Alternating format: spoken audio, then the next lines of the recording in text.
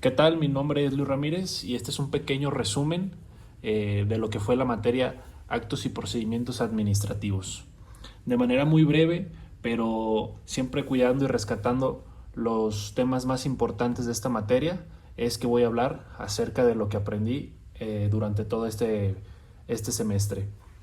Me gustaría comenzar hablando un poco acerca del propósito general que nos propusimos al principio de la materia, el cual era conocer los elementos constitucionales y legales más relevantes, tanto en el ámbito federal como en el ámbito estatal y municipal, de la Rectoría Económica del Estado, la composición de su patrimonio, su responsabilidad patrimonial, las adquisiciones del sector público, la responsabilidad civil, la responsabilidad administrativa de los servidores y la estructura en general de las instancias creadas para prevenir, combatir y erradicar la corrupción.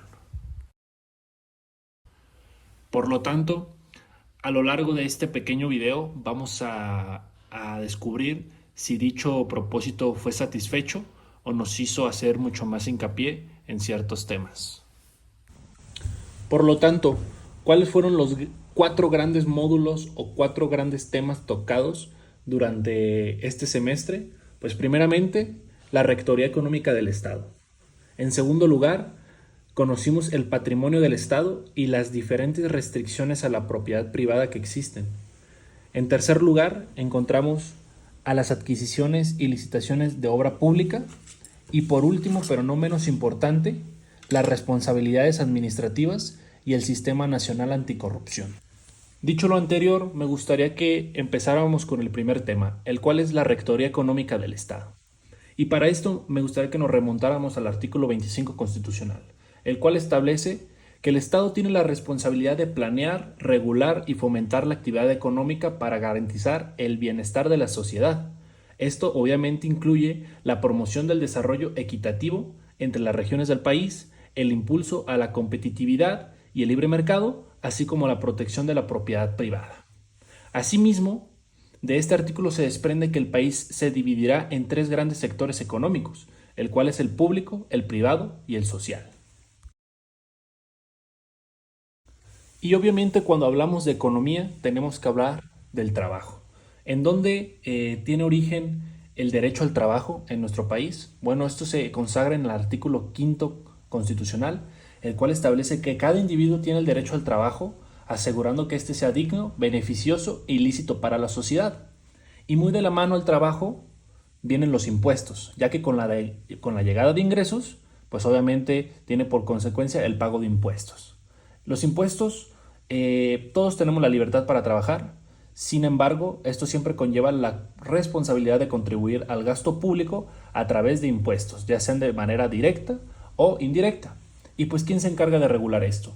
Esto lo regulan los diputados de nuestro país, los cuales tienen la responsabilidad de elaborar el presupuesto de egresos, que es básicamente el plan de cómo se va a gastar el dinero en nuestro país.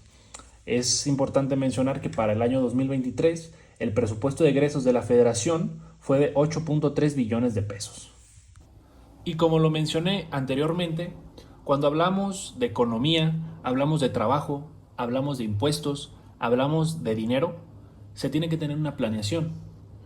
Dicha planeación está consagrada en el artículo 26 constitucional, el cual habla acerca del Plan Nacional de Desarrollo, el cual es un instrumento gubernamental presentado por los presidentes al comienzo de su mandato presidencial. Este compendio engloba los proyectos, las estrategias y tácticas destinadas a impulsar y mejorar los sistemas y condiciones del país, en consonancia con los preceptos establecidos en este mismo artículo, el 26, apartados A, B y C. El apartado A establece las políticas, objetivos y prioridades del Gobierno de México para un periodo de 6 años. El apartado B habla acerca del Sistema Nacional de Información, Estadística y Geografía, mejor conocido como el INE, que para la planeación del Plan Nacional de Desarrollo se debe considerar dicha información. Y el apartado C nos habla acerca del Consejo Nacional de Evaluación de la Política de Desarrollo Social, la cual tiene por función evaluar y monitorear la política de desarrollo social y la efectividad de los programas y acciones gubernamentales dirigidos a combatir las acciones, la pobreza y mejorar las condiciones de vida de la población. Sin embargo, algo tan complejo como la planeación nacional del país no puede quedar nada más estipulado en un artículo de la Constitución.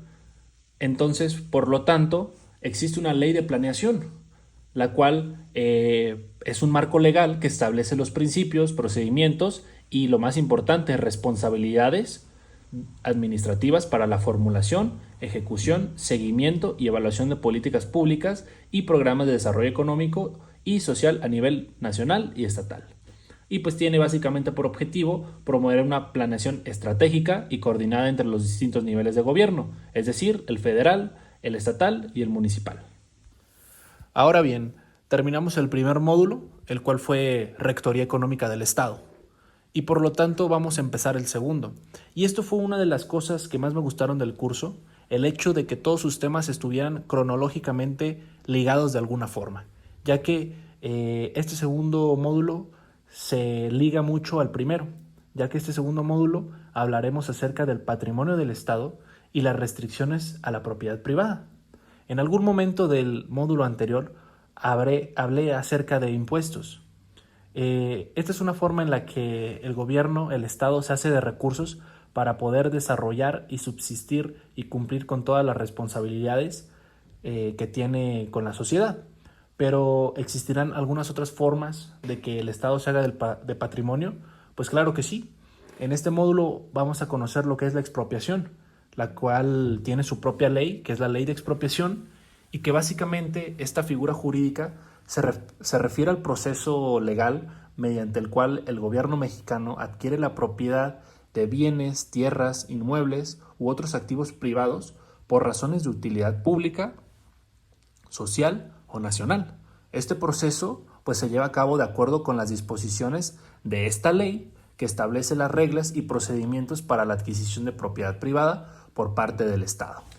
Y hace unos segundos dije algo muy importante, lo cual es, se puede expropiar por razón de utilidad pública. ¿Y qué es una utilidad pública? Bueno, las causas por las que el Estado puede expropiar se consagran en el artículo 1 de la Ley de Expropiación.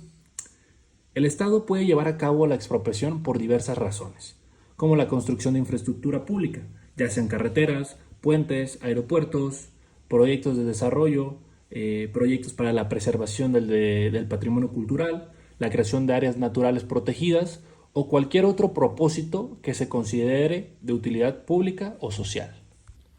Asimismo, cabe mencionar que esta ley tiene demasiada importancia, ya que como ya lo mencioné, esta va a ser la ley que estipule las razones y las causas por las que el Estado te puede expropiar.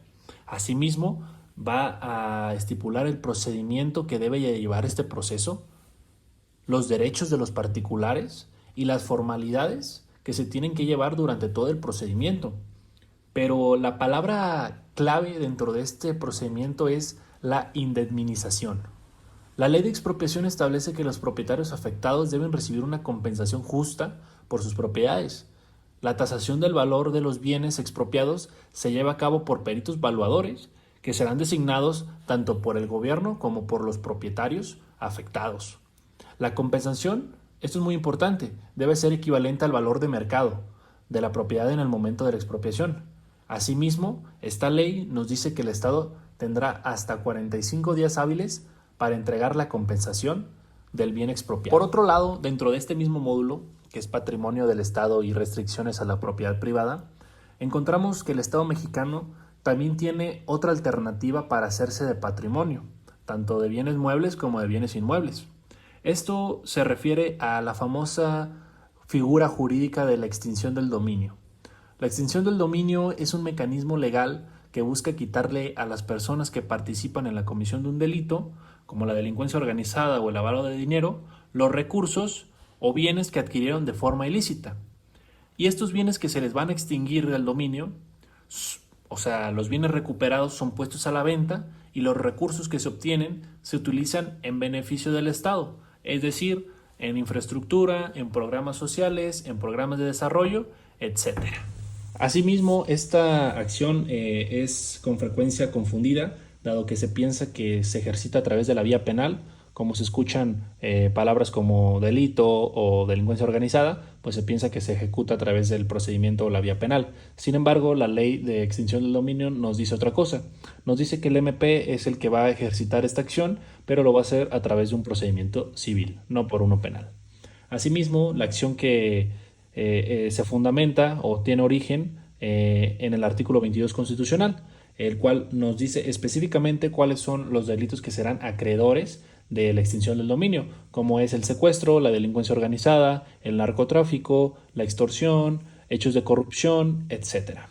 Y encontramos que dentro de esta ley de extinción del dominio existen datos bastante relevantes. El primero es que pues, el Estado confisca los bienes y puede llevar a cabo esto sin necesidad de una condena previa. Es decir, en un primer momento, sin necesidad de una sentencia judicial, puede ejercitar la acción de extinción del dominio.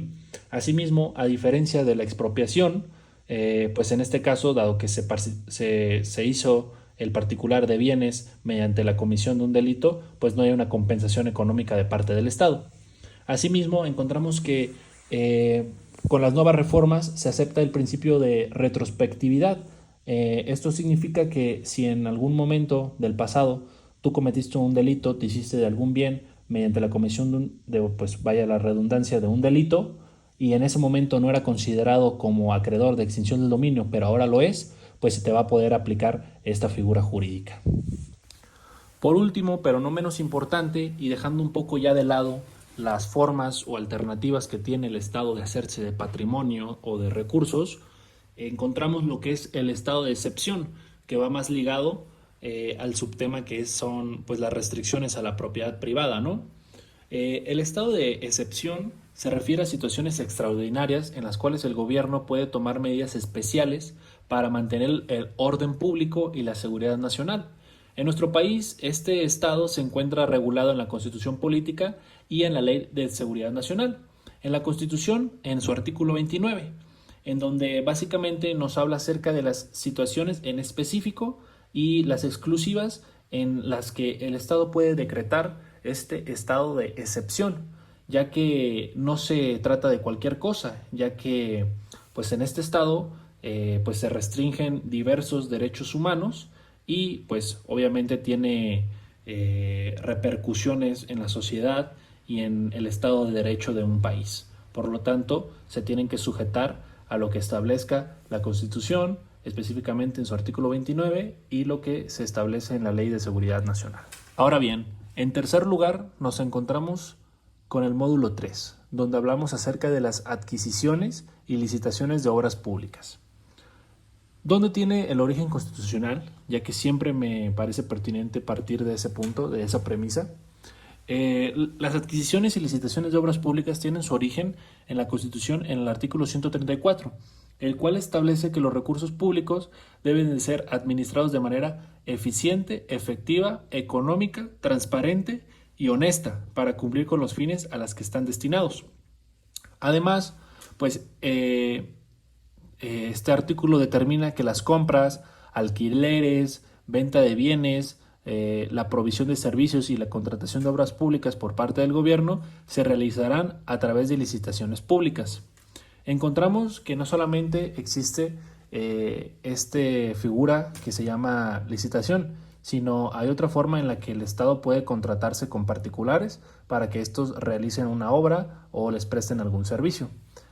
Puede ser mediante adjudicación directa o concurso público.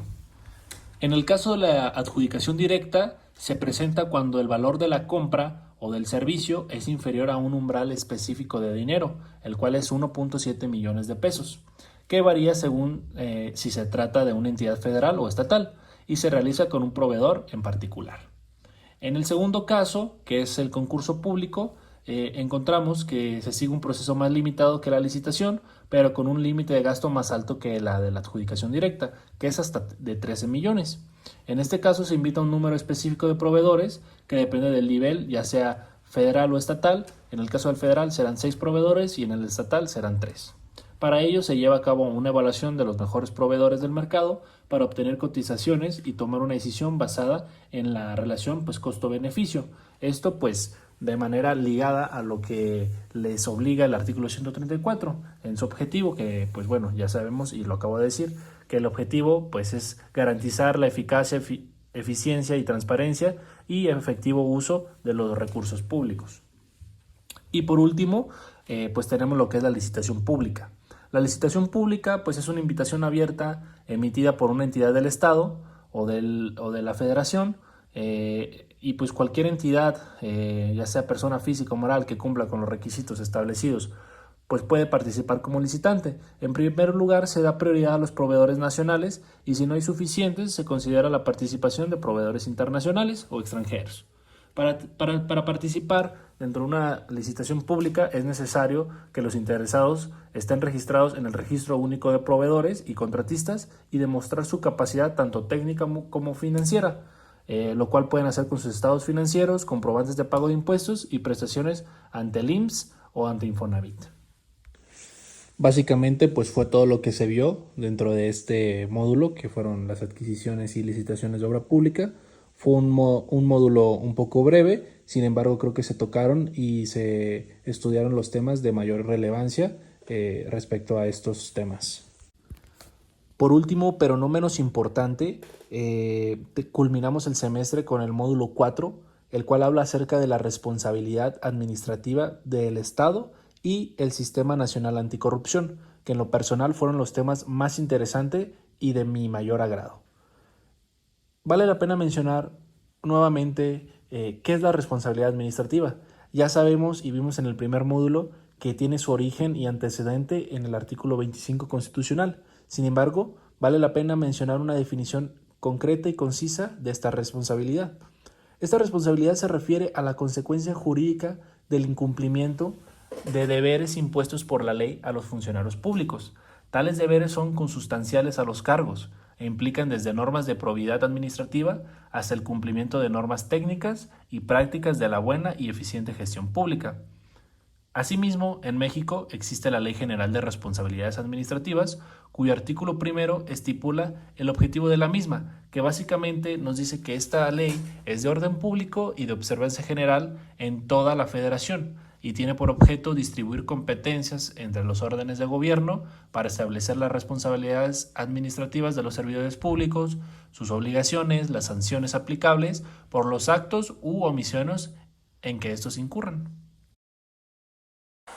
Al existir esta Ley General de Responsabilidades Administrativas, se tiene la necesidad en algún momento en nuestro país de crear un sistema, un organismo que se encargara de vigilar y en su caso sancionar dichas responsabilidades.